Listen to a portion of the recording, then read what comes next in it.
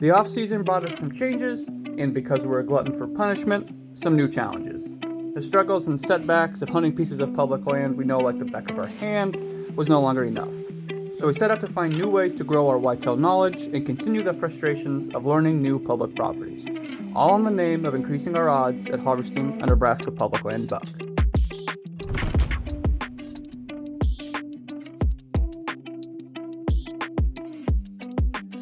After a frustrating 2021 season and continuously feeling like we weren't anywhere close to where we wanted to be, we decided we needed a change of scenery. Armed with a new outlook on where these farm country bucks might be hiding and the drive to do better than last season, we started the process all over again. We put boots on the ground, threw out preconceived notions, and started scouting new properties. Here, you can come right in down this thing. So you can come right in there, right off the field, come down and sit right here. I think it's good. Yeah, good edge habitat, real steep and real thick. Right in here where I don't think anybody else is definitely going to go. Like I said before, easy access coming down that thing. You just go right up and be in there and not disturb whatever's going on over there. One goal we had for this season was to have options. Those options might get us into trouble and make us second guess ourselves, but we figured having more than one property to choose from and more than one buck to go after would pay off in the end. Finding more reasons than not to hunt these new properties this fall, we reached opening day with more options than we expected and all the anticipation you could want for a new season to begin. Opening weekend for us. We didn't have the right wind to go to our number one spot, so we're kind of at our number 1B spot here. All three of us are out here. Chance to sit up that way on the other side of this cornfield. Dad's back here behind me, probably 100, 150 yards on the edge of the corn. As you can tell, I'm sitting down on the ground here in the corn, so we're spread out across this property and hopefully we'll at least see some deer to start our season.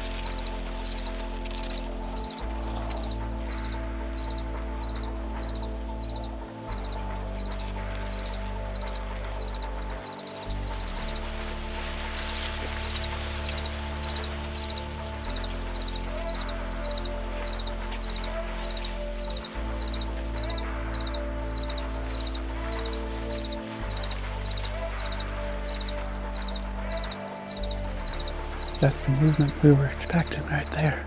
It surprised the hell out of me when he came around that corner. I figured you always feel like, oh, I'm gonna hear him coming, and then you never hear him coming. They are silent. I did not hear him or see him until he was standing right here around the corner. Just not quite big enough. He was definitely a little nervous because I think he could smell our trail from where we walked in this morning. So that's the one problem we're gonna have, is if those bigger bucks are coming through when we're not here, they're gonna smell us and know that they're being hunted. So that's my one concern for this spot. So may have to think about trying to find another way in, but there just really isn't. But setup worked like we wanted it to. Didn't see me in here.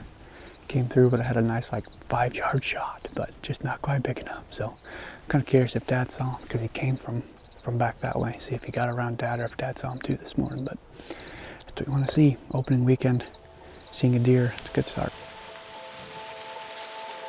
Coming from a landscape that consists of cornfield after cornfield, We have often cussed the plant as being one that helps drive habitat loss and prevents us from seeing the big buck on our side of the fence. I'm gonna talk pretty quiet, because I think there's a buck bedded right over here. Hadn't seen anything all morning. Nothing at all, and all of a sudden 8:30, they just started coming back from somewhere over there. I've probably seen 8, 9, 10 deer. I had a shooter buck, I think, right back over here. I could see a deer moving back over there. Threw my binos up, I could see tines through there, just bloody tines, like he's losing velvet. He had some velvet on, and he just never stepped out. While acres and acres of corn can sometimes hide the bucks we are chasing, it provides bedding areas that put deer on public land they otherwise wouldn't be on, and gives us strategic entry and exit routes that allow us to hunt those same bedding areas. With no lack of cornfields in our area, we return to a property we scouted this winter with the game plan of using those cornfields to our advantage.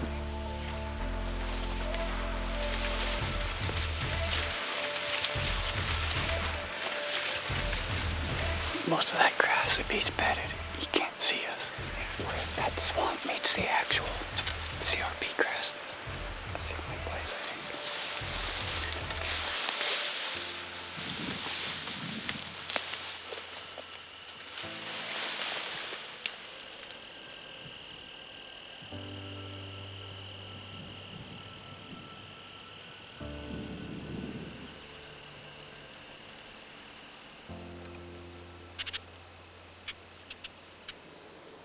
Small buck.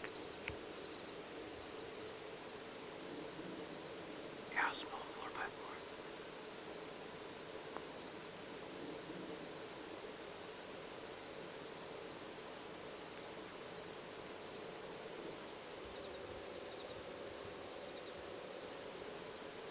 I can't tell from here.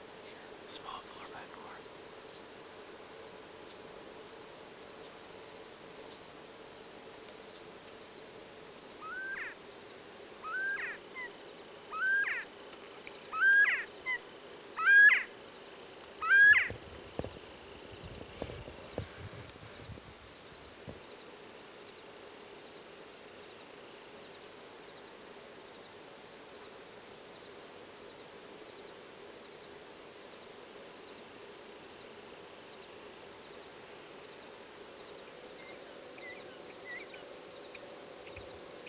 Yep, they're just to the left of that.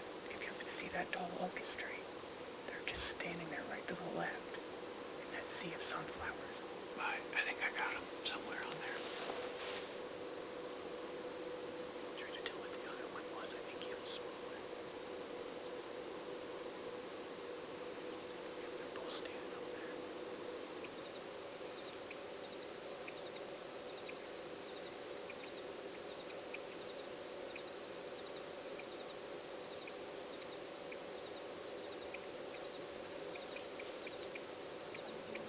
If there's one trap we keep falling into, it's that we think the buck we see one day will do the same thing twice.